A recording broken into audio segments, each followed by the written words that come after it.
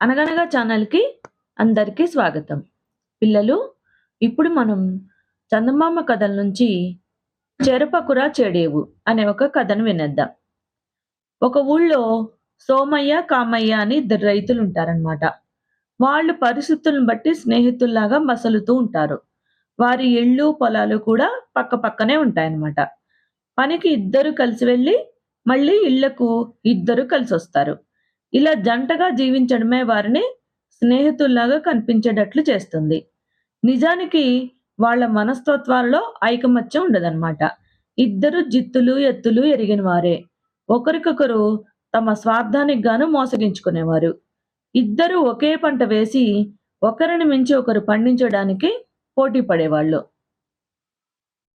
ఒకసారి ఇద్దరూ మొక్కజొన్న వేస్తారు. పంట చేతికి వచ్చే సమయంలో ఇద్దరూ తమ పొలాలలో మంచెలు వేసుకొని కాపలా గాస్తుంటారనమాట. చలి రోజులు, ఒక రాత్రి మరీ చలిగా ఉంటుంది. తన పొలానికి కూడా కామయ్యే కాపలా కాసేటట్లు చెయ్యాలని సోమయ్యకు అనిపిస్తుంది. వెంటనే అతను గడ్డితో ఒక మనిషి బొమ్మ చేసి, దానికి తన చొక్కా, ధోవతి కట్టి మంచం మీద నిలబెట్టి, కంబళి కప్పుకొని తిన్నగా ఇంటికెళ్ళి పడుకుంటాడు. ఇలా రోజు అతను రాత్రంతా తన మంచం మీద బొమ్మను నిలబెట్టి, తెల్లవారుజామున దాన్ని దించేవాడు. పాపం అది బొమ్మ అని తెలియక సోమయ్యతో పోటీ పడుతున్నాననుకొని, పాపం కామయ్య తెల్లవార్లు మేలుకొని 2 పొలాలకు కాపలా కాస్తూ ఉంటాడనమాట.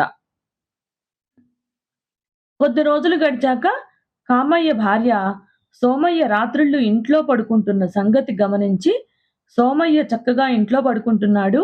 ఈ పొలం కాపలా పని నీకే పట్టినట్లుంది అని చెప్పి అంటుంది. కామయ్య తన భార్య మాట నమ్మక, కలగంటున్నావా ఏం? తెల్లవార్లు నేను సోమయ్య ఒకరినొకరు చూసుకుంటూ కాపలా గాస్తున్నాం. వాడి మీద పోటీ పడే నేనసలు ఇంటికే రావడం లేదు అని చెప్పంటాడు. కానీ కామయ్యకు ఒక ఆలోచన తడుతుంది.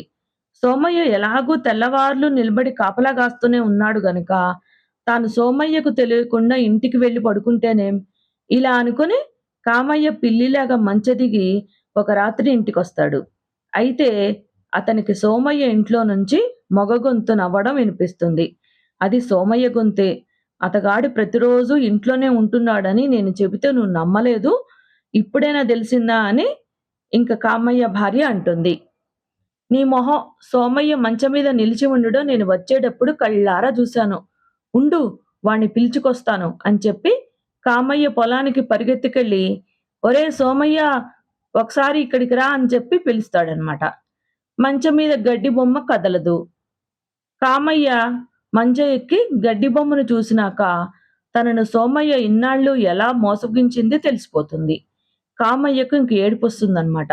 తన భార్య నిజం చెప్పినా తను తెలుసుకోలేదు. ఇప్పుడు ఒకటే మార్గం. ఇన్నాళ్ళు సోమయ్య చేసిన పని తాను అంతకు ముందు నుంచే చేస్తున్నట్లు సోమయ్యను నమ్మించాలి. కామయ్య తాను గూడా ఒక గడ్డి బొమ్మను తయారు చేసి, దానికి బట్టలు తొడిగి, తన మంచం మీద నిలబెట్టి ఇంటికి వెళ్లి పడుకుంటాడు. సోమయ్యలాగే తాను కూడా తెల్లవారే ముందు పొలానికెళ్ళి బొమ్మను దించేసేవాడు. పంట కోతకు వచ్చేదాకా 2 పొలాలకు ఆ గడ్డి బొమ్మలే కాపలా గాస్తాయి. ఒకరోజు అర్ధరాత్రి దొంగలు వచ్చి 2 మంచం మీద కాపలాకు వాళ్ళున్నట్టు అనుకొని, వాళ్ళు ఎప్పుడు నడుం వాలిస్తే అప్పుడు పంట దోచుకుందామని నక్కి కూర్చుంటారు. ఇంకా కోడి కూసే వేళ సోమయ్య, కామయ్య వచ్చి ఆ మంచెల మీదెక్కి బొమ్మలను దించి వాటి స్థానంలో తాము నిలబడటం దొంగల కంట పడుతుంది.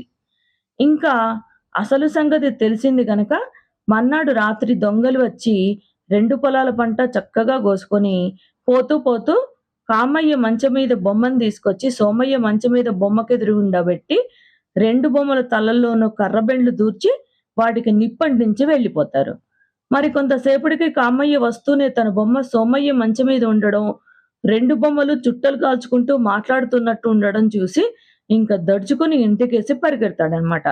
అతనికి దారిలో సోమయ్య ఎదురై "ఏమైంది కామయ్య? దొంగలు పడ్డారా?" అని అడుగుతాడు. కామయ్య తాను చేసిన మోసం చెప్పేసి 2 బొమ్మలు మాట్లాడుతూ మంచం మీద కనిపించిన మాట బయటపెడతాడు. ఇంక ఇద్దరూ అయోమయంలో పడి పొలానికి వచ్చి కళ్ళారా చూసి అదేదో దెయ్యాల పని అని చెప్పి అనుకుంటారనమాట. ఇంక వాళ్ళు చూస్తుండగానే 2 బొమ్మలు ఒక్కసారిగా తగలబడిపోతాయి. సోమయ్య, కామయ్యలిద్దరూ ఒకరినొకరు తలుచుకొని ఇంక బావురుమంటారనమాట. మరి కొంచెం సేపటికి తెల్లవారింది. పంటంతా దొంగల పాలైపోయినట్టు తెలిసిపోతుందనమాట. మన అతి తెలివికి తగిన శాస్తే జరిగింది అని చెప్పంటాడు సోమయ్య. ఇంకా ఎప్పుడూ మనం ఒకరినొకరు మోసం చేసుకోవద్దు అన్నాడు కామయ్య. ఇద్దరి మధ్య నిజమైన స్నేహమే ఉంటే 2 పొలాలకు రోజు విడిచి రోజు ఒకరు కాపలా కాసి, రెండో వాళ్ళు ఇంట్లో హాయిగా పడుకునేవాళ్ళో, పంట గూడా పరాయి వాళ్ళ కాకపోను అని చెప్పి అనుకని ఇద్దరూ బాధపడతారు. కథ కంచికి మనమింటికి. నచ్చితే లైక్ చేయండి, షేర్ చేయండి, సబ్స్క్రైబ్ చేయండి.